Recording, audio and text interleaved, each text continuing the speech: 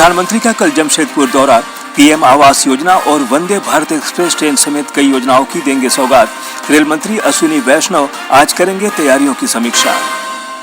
हिंदी दिवस पर देश भर में कई कार्यक्रमों का आयोजन, प्रधानमंत्री ने दी शुभकामनाएं। गृह मंत्री अमित शाह ने अखिल भारतीय राजभाषा सम्मेलन का किया उद्घाटन। प्रकृति पर्व कर्मा को लेकर राज्य भर में उत्साह। करमडाल में रक्षा सूत्र बांधकर बहनों ने भाई की लंबी उम्र के लिए मांगा वरदान। राज्यपाल और मुख्यमंत्री समेत कई नेताओं ने दी बधाई। और बंगाल की खाड़ी में बने दबाव के प्रभाव से रांची समेत कई जिलों में अच्छी बारिश। 3 दिनों तक भारी बारिश का अलर्ट। कुछ इलाकों में भारी से बहुत भारी बारिश के आसार।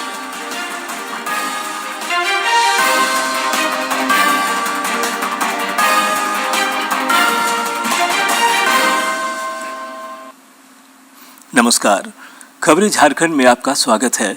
मैं हूं ज्ञानेश्वर प्रसाद श्रीवास्तव और अब समाचार विस्तार से। प्रधानमंत्री नरेंद्र मोदी कल राज्य के 1 दिवसीय दौरे पर आ रहे हैं। इस दौरान वे देश को जमशेदपुर से 6 वंदे भारत ट्रेनों की सौगात देंगे।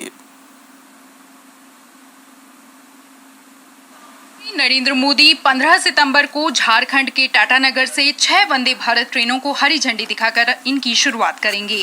तो वहीं 16 सितंबर को प्रधानमंत्री गुजरात के अहमदाबाद से 6 वंदे भारत और 1 वंदे मेट्रो ट्रेन का शुभारंभ करेंगे। वंदे भारत ट्रेनें उत्तर प्रदेश, पश्चिम बंगाल, ओडिशा, बिहार, झारखंड, कर्नाटक, तेलंगाना, आंध्र प्रदेश और महाराष्ट्र के कई शहरों को आपस में जोड़ेंगी।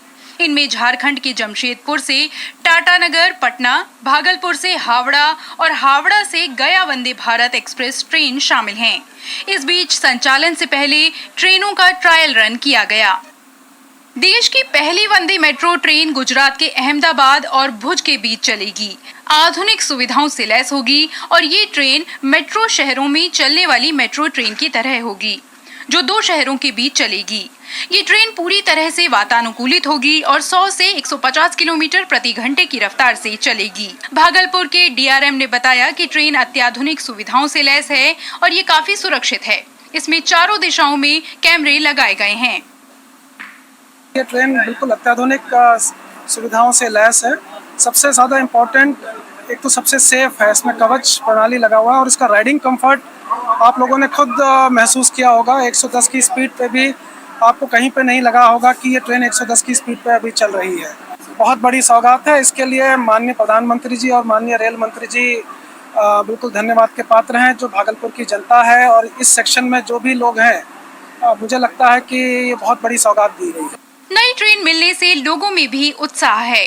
लोगों ने इस ट्रेन के बारे में खुशी जाहिर करते हुए कहा कि इससे न सिर्फ समय बचेगा बल्कि ये ट्रेन कारोबारियों के लिए भी लाभदायक है। वंदे भारत ट्रेन तो अच्छी है, हमारे हिसाब से समय कम ले रही है और व्यापारी और जिनको जल्दी पहुंचना है उनके लिए एक अच्छा ऑप्शन भी है। एक और ट्रेन चलने से भी अच्छा ऑप्शन है कि पब्लिक को और ऑप्शन मिलेंगे टिकट्स के लिए। मारामारी होती थी। ये बहुत खुशी की बात है कि हमारे छत्तीसगढ़ से अभी जो विशाखापट्टनम वाले जाने वाली जो ट्रेन है वंदे भारत, ये लोगों के लिए बहुत अच्छी बात है और सुविधाजनक भी है लोगों को आने जाने में। और बहुत मतलब जो कठिनाई का सामना करना पड़ता था वो नहीं होगा।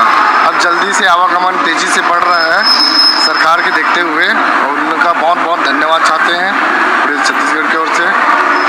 ये काफ़ी अच्छी ट्रेन है, सर्विस सुविधाजनक ट्रेन है। व्यापारी और मध्यम वर्ग के लिए काफ़ी अच्छी सुविधा है और कम समय में जो है अपने गंतव्य तक पहुंचने का काम है। व्यापारिक केंद्र के रूप में विशाखापट्टनम जो है अभी डेवलप हो रहा है। सीधे छत्तीसगढ़ से विशाखापट्टनम की ओर जोड़ना बड़ा ही अच्छा माना जा रहा है। वंदे भारत ट्रेन भारतीय रेलवे के लिए एक क्रांतिकारी बदलाव लाई है। इससे न सिर्फ यात्रियों के समय की बचत हुई है बल्कि सुविधाओं और सुरक्षा में भी ये एक बेहतरीन उदाहरण पेश करती है। Bureau report, DD news. देश में रेल कनेक्टिविटी में सुधार की दिशा में वंदे भारत एक्सप्रेस ट्रेनें महत्वपूर्ण साबित हो रही हैं। इससे मुसाफिरों को विश्व स्तरीय और आनंददायक रेल यात्रा की अनुभूति मिल रही है। भारतीय रेलवे के 150 साल के इतिहास में एक ऐसा क्रांतिकारी बदलाव लेकर आया है जिसका आज पूरा न सिर्फ भारत बल्कि दुनिया के कई देश मुरीद है।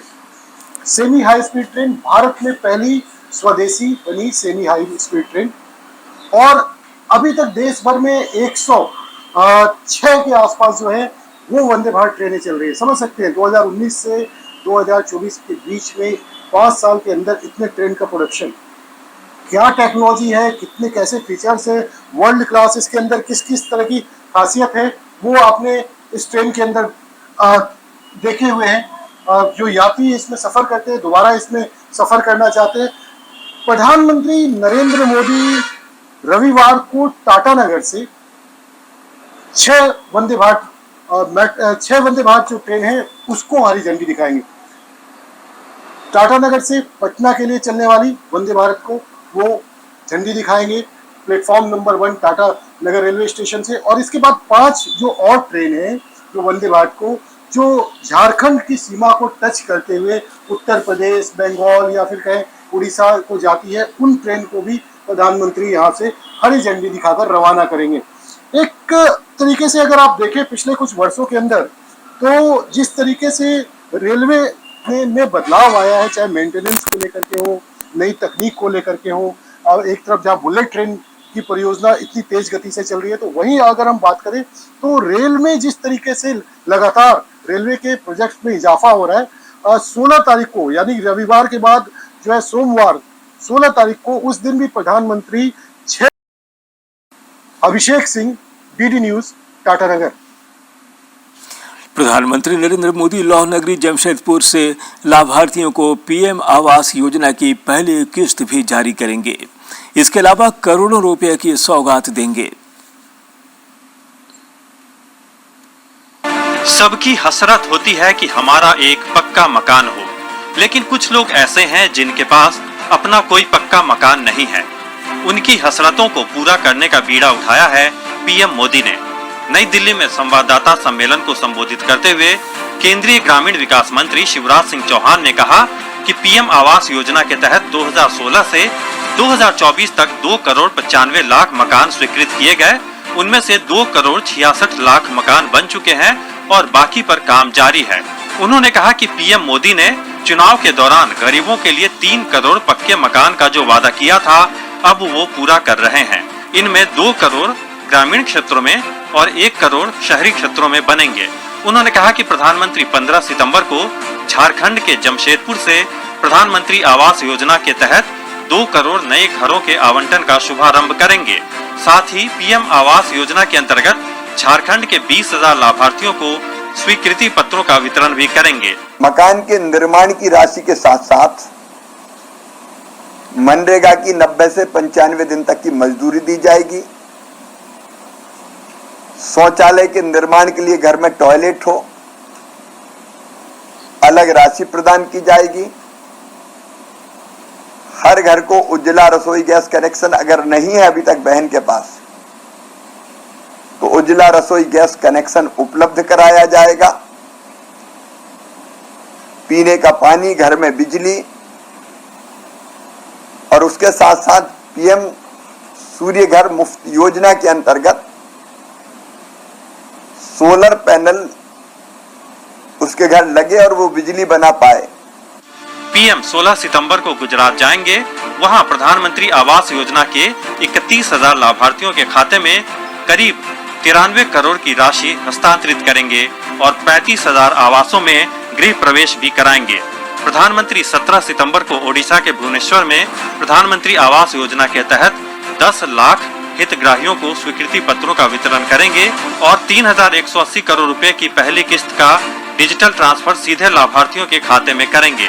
प्रधानमंत्री कार्यक्रम में आवास प्लस 24 ऐप का भी अनावरण करेंगे। शिवराज सिंह चौहान ने कहा कि प्रधानमंत्री आवास योजना में पात्रता मानकों में भी बदलाव किया गया है। उसमें परिवर्तन किया गया, जैसे पहले जिनके पास दुपहिया वाहन, मोटरसाइकिल, बाइक कुछ होता था तो वो मकान के लिए पात्र नहीं माना जाता था, अभी वो मकान के लिए पात्र होगा। मोटर से चलने वाली नाव भी है, कई मछुआरे भाई बहन होते थे तो वो भी अपात्र हो जाते थे, अब उनको भी पात्रता में शामिल किया जाएगा। 15,000 रुपए तक की भी आमदनी होगी तो वो पात्रता की श्रेणी में शामिल होंगे। और ऐसे किसान जिनके पास 2.5 एकड़ सिंचित जमीन और 5 एकड़ असिंचित जमीन है वो किसान भी मकान की पात्रता में आएंगे। प्रधानमंत्री ग्राम सड़क योजना ने गांव की जनता की जिंदगी बदली है। इसके तहत 1,63,000 बसाहटों को सड़कों से जोड़ा जा चुका है। इस योजना के चौथे चरण का शुभारंभ किया जा रहा है, जिसके अंतर्गत करीब 25,000 नई बसाहटों यानी गाँवों को 12 मासी सड़कों से जोड़ा जाएगा। इसके तहत 62,500 किलोमीटर सड़कें बनाई जाएंगी। इसके लिए 70,000 करोड़ से ज्यादा की राशि खर्च की जाएगी। शिवराज सिंह चौहान ने कहा कि 17 सितंबर को प्रधानमंत्री के जन्मदिन पर ग्रामीण विकास मंत्रालय स्वच्छता अभियान चलाएगा। नितेंद्र सिंह की रिपोर्ट, डीडी न्यूज, दिल्ली। देश भर में आज हिंदी दिवस मनाया जा रहा है। प्रधानमंत्री नरेंद्र मोदी ने सोशल मीडिया पर एक वीडियो साझा कर देशवासियों को बधाई दी है। भाषा अभिव्यक्ति का साधन होती है, वो जड़ नहीं हो सकती। जैसे जीवन में चेतना होती है, वैसे ही भाषा में भी चेतना होती है। मैं कभी सोचता हूं कि अगर मुझे हिंदी भाषा बोलना न आता, समझना नहीं आता, मैं लोगों तक कैसे पहुंचता, लोगों की बात कैसे समझता। और मुझे तो व्यक्तिगत रूप में भी इस भाषा की ताकत क्या होती है मुझे अंदाज है। हमारे देश में हिंदी भाषा का आंदोलन किस लोगों ने चलाया? सुभाष चंद्र बोस हो, लोकमान्य तिलक हो, महात्मा गांधी हो, काका साहब कालेलकर हो, राजगोपालाचार्य हो, यानी जिनकी मातृभाषा हिंदी नहीं थी, उनको हिंदी भाषा के लिए, उसके संरक्षण और संवर्धन के लिए जो दीर्घ दृष्टि से उन्होंने काम किया था, ये हमें प्रेरणा देता है। मातृभाषा के रूप में हर राज्य के पास ऐसा अनमोल खजाना है, उसको हम कैसे जोड़ें और जोड़ने में हिंदी भाषा एक सूत्रधार का काम कैसे करें, उस पर अगर हम बल देंगे, हमारी भाषा और ताकतवर बनती जाएगी और उस दिशा में हम प्रयास कर सकते हैं। हिंदी दिवस के उपलक्ष्य में केंद्रीय गृह मंत्री अमित शाह आज नई दिल्ली में राजभाषा हीरक जयंती समारोह और चौथे अखिल भारतीय राजभाषा सम्मेलन के उद्घाटन सत्र में शामिल हुए। इस दौरान गृह मंत्री ने स्मारक डाक टिकट और स्मारक सिक्के का भी लोकार्पण किया। उन्होंने भारतीय भाषा विभाग का भी शुभारंभ किया। साथ ही राजभाषा भारती पत्रिका के हीरक जयंती के विशेषांक का भी लोकार्पण किया।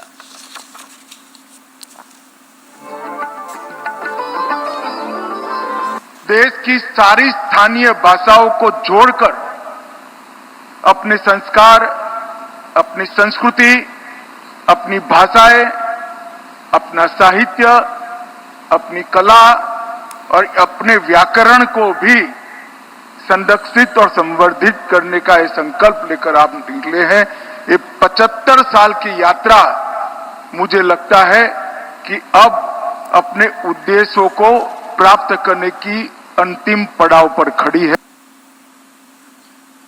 आज ही के दिन साल 1949 में संविधान सभा ने देवनागरी लिपि में हिंदी को देश की राजभाषा के रूप में स्वीकार किया था। हिंदी विश्व में सबसे अधिक बोली जाने वाली भाषाओं में एक है और 52 करोड़ से अधिक लोगों की पहली भाषा है।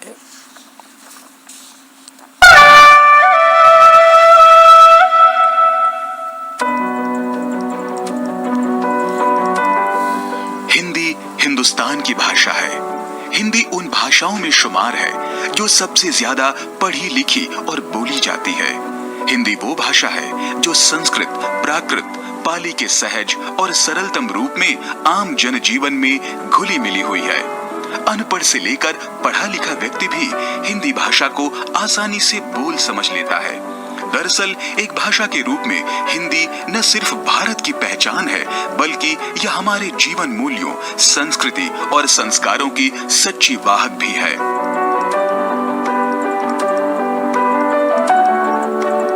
और सरल भाषा है, तभी तो यह विश्व में हर जगह बोली और समझी जाती है। हिंदी के महत्व को समझते हुए ही राष्ट्रपिता महात्मा गांधी ने साल 1918 में हिंदी साहित्य सम्मेलन में हिंदी भाषा को राजभाषा बनाने को कहा था और इसे जनमानस की भाषा भी कहा था। राष्ट्रपिता महात्मा गांधी ने कहा था कि जैसे ब्रिटेन में अंग्रेजी बोली जाती है और सारे कामकाज अंग्रेजी में होते हैं, वैसे ही हिंदी को हमारे देश में राष्ट्रभाषा का सम्मान मिलना चाहिए। भारत में हिंदी दिवस की शुरुआत आजादी के बाद हुई।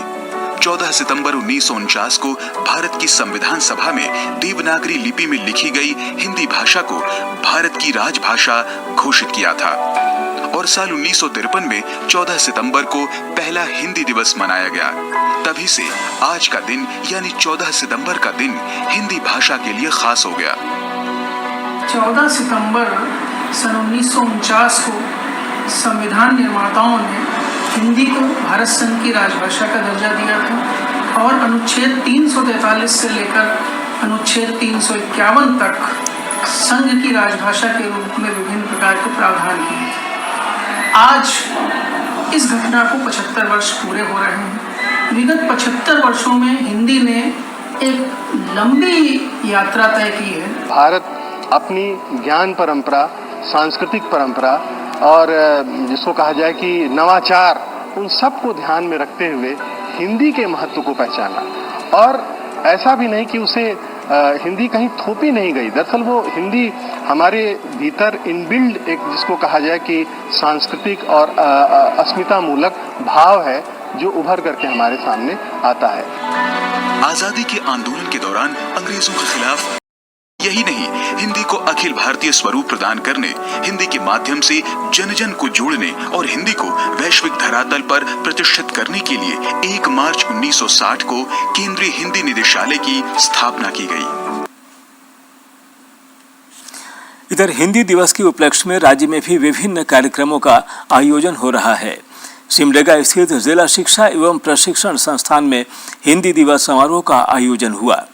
इस दौरान शिक्षक संगोष्ठी, कवि सम्मेलन, कविता वाचन समेत अन्य प्रतियोगिताओं के माध्यम से लोगों को राजभाषा को बढ़ावा देने के लिए प्रेरित किया गया।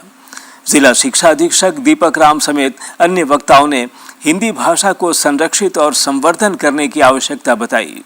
कई वक्ताओं ने हिंदी के प्रचार प्रसार में प्रधानमंत्री के योगदान की सराहना करते हुए कहा कि विदेशों में हिंदी बोलकर वे इसे गौरवान्वित कर रहे हैं।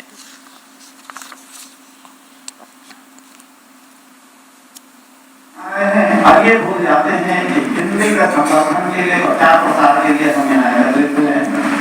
तो मेरे विशेष करके प्रिय छात्र छात्राओं से कहना होगा कि हिंदी के प्रचार प्रसार के लिए जो हमारे जो महापुरुष लोग थे, जैसे आप लोग अगर 9th क्लास में है तो ये जानते भी होंगे कि विदेश में जन्मे, बेल्जियम शहर के रंग चैपल में जन्मे, हमारे निकटवर्ती क्षेत्र में अपनी सेवा देने वाले। राज्य में प्रकृति पर्व कर्मा को लेकर हर ओर उत्साह का माहौल दिख रहा है। विभिन्न पूजा समितियों द्वारा करम पूजा का आयोजन किया जा रहा है। राज्यपाल संतोष कुमार गंगवार और मुख्यमंत्री हेमंत सोरेन ने समस्त राज्यवासियों को करम पूजा की हार्दिक बधाई दी है। उन्होंने अपने संदेश में कहा कि मौजूदा समय में जब पर्यावरण असंतुलन के कारण धरती पर संकट के बादल मंडरा रहे हैं, ऐसे समय में करम जैसे प्रकृति पर्वों की महत्ता और बढ़ जाती है।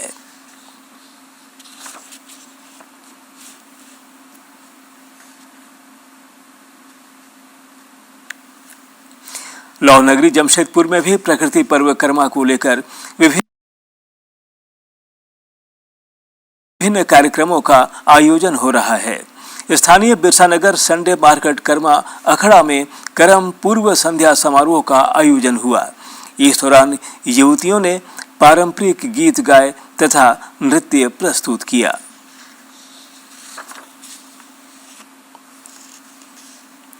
पर्व है जो हमारा 12 मास 13 पर्व में से एक मूल पर्व है, जो कि प्रकृति पर्व, करम पर्व। और ये करम पर्व जो है हमारा भाई बहन का पर्व है।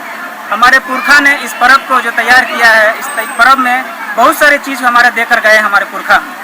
इस पर्व के माध्यम से जब हमारे जवा जो है आपका 3 दिन का, 5 दिन का, 7 दिन का, 9 दिन का एवं 11 दिन का भी जवा स्थापना किया जाता है।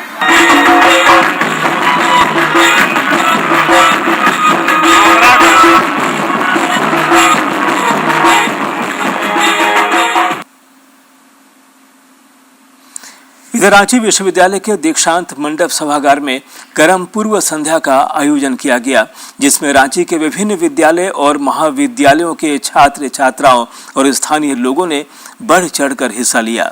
मौके पर छात्र छात्राओं ने मुंडारी, संथाली, नागपुरी भाषा के गीतों पर नृत्य किया।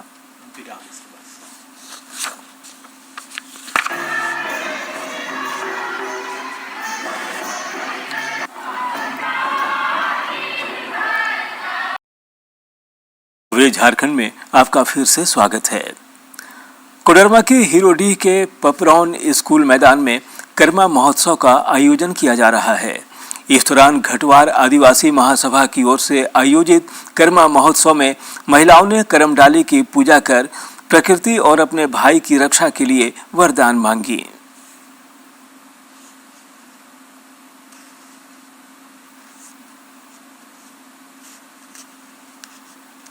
करम डाल में रक्षा सूत्र बांधकर अपने भाई के लंबी उम्र का वरदान मांगती ये महिलाएं कर्मा उत्सव मनाने में जुटी हैं।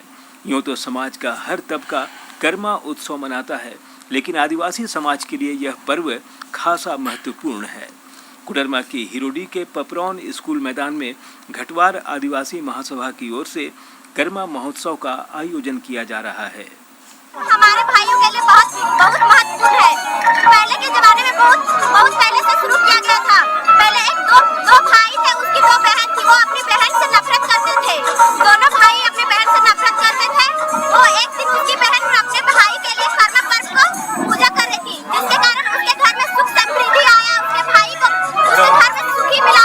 इसी के कारण कर्मा पर्व को मनाया जाता है। कर्मा महोत्सव को लेकर सांस्कृतिक कार्यक्रमों का आयोजन भी किया जा रहा है, जहां स्कूली छात्राएं आकर्षक आदिवासी नृत्य पेश कर रही हैं, जबकि कर्मा महोत्सव में शामिल महिलाएं झूमर डांस कर खुशियां मना रही हैं। मांदर की थाप पर आज हर कोई प्रकृति पर्व के मौके पर झूम रहा है और नाच गाकर प्रकृति के हरे भरे रहने की कामना करते हुए भाई के लिए वरदान मांग रहा है। रोज ये जगाते हैं हम लोग झूमर करके, सुबह पूजा करते हैं, सुबह जवा का, फिर शाम को इसी तरह हम लोग का एक सप्ताह किया जाता है। मैं कर्म पर्व के बारे में बताने वाली हूँ। तो इसमें पहले जोड़ा सुना जाता है और 7 दिन के लिए कर्म पर्व में गीत गाया जाता है, नाचा जाता है। कर्मा महोत्सव कार्यक्रम में बरकट्ठा विधायक अमित कुमार यादव शामिल हुए, जिस दौरान उनका पारंपरिक रूप से स्वागत किया गया। उन्होंने सबों को प्रकृति पर्व कर्मा की शुभकामनाएं दी और घटवार समाज को आदिवासी का दर्जा देने की मांग की। आज हम इस कर्मा के शुभ अवसर पे, कर्मा त्योहार के शुभ अवसर पे हम इस सरकार से आग्रह करना चाहेंगे, सरकार से कहना चाहेंगे कि जितने भी घटवार और घटवार समाज के लोग हैं, अमूमन सभी जंगल में रहते हैं और आदिवासियों से भी बदतर इनकी हालत है।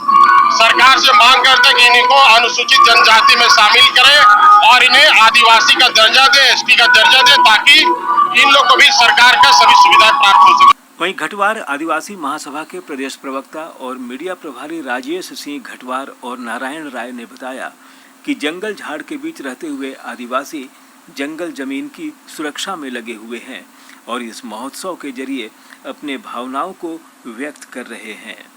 आज प्राकृतिक का त्योहार है।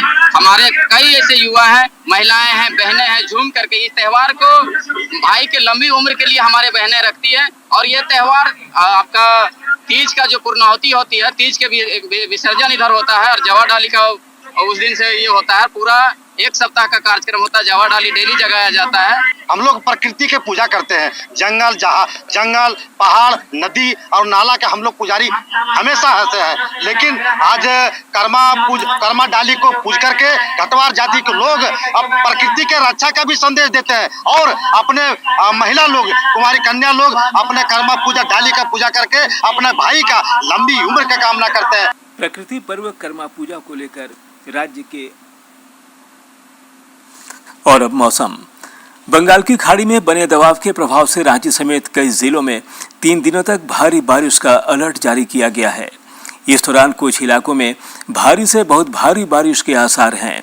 मौसम विज्ञान केंद्र रांची के अनुसार आज राज्य के मध्य और उससे सटे उत्तर पूर्वी क्षेत्रों में भारी से बहुत भारी बारिश हो सकती है। उत्तरी मध्य और दक्षिणी झारखंड में भी भारी बारिश के आसार हैं। कल राज्य के दक्षिणी पश्चिमी और उससे सटे मध्य भागों में भारी से बहुत भारी बारिश की चेतावनी जारी की गई है। 16 सितंबर को भी पश्चिमी भागों में भारी बारिश के लिए मौसम विज्ञान केंद्र ने येलो अलर्ट जारी किया है।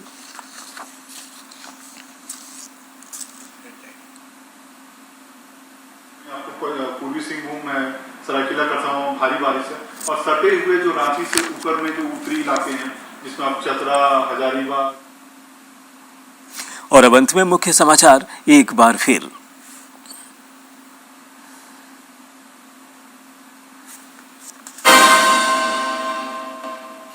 प्रधानमंत्री का कल जमशेदपुर दौरा, पीएम आवास योजना और वंदे भारत एक्सप्रेस ट्रेन समेत कई योजनाओं की देंगे सौगात।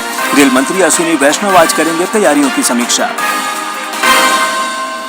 हिंदी दिवस पर देश भर में कई कार्यक्रमों का आयोजन, प्रधानमंत्री ने दी शुभकामनाएं। गृह मंत्री अमित शाह ने अखिल भारतीय राजभाषा सम्मेलन का किया उद्घाटन।